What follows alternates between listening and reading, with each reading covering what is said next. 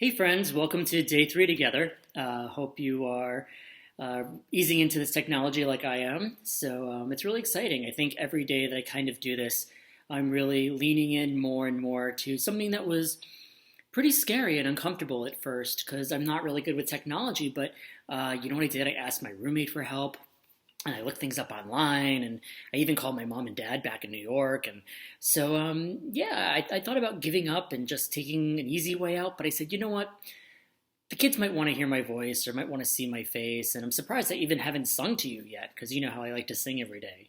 But we're just going to keep plugging along. So today's Friday. Happy Friday.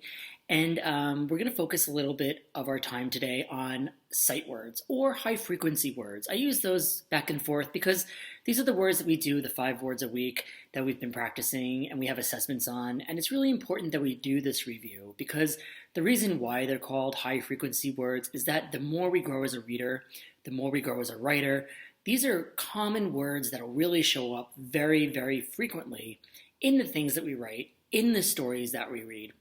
So it's important to not just recognize when we see the word, but also to try to spell them, because if we could spell some of the words, then that might help us when they become parts of a larger word.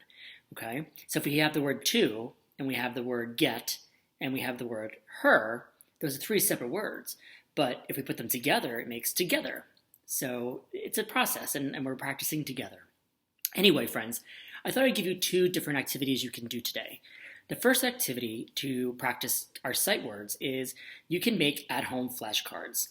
You might have some index cards at home, you might have a piece of paper, and that's just about folding the paper in smaller squares. And then you can cut them or you can just do whatever you need to do.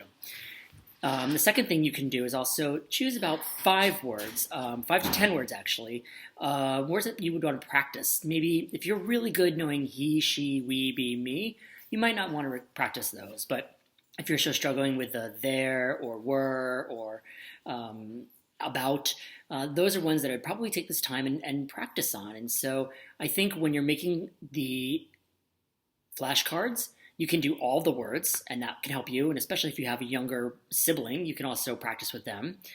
Or if you really feel good about certain words and you don't want to spend some time on those, just make flashcards of the ones that you really would like to practice with, and that's totally fine too.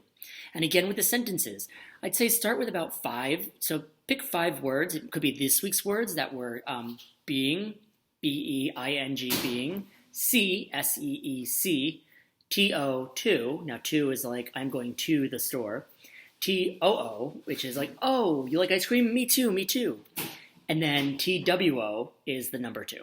So you can do those 5. And then I'm going to invite you to stretch yourself a little bit and try 5 other ones. And so what I did is on our Seesaw platform, I put a link to all of our sight words that we've done up to date. And I've even put in the next 5 for when we do come back to school in our community again together.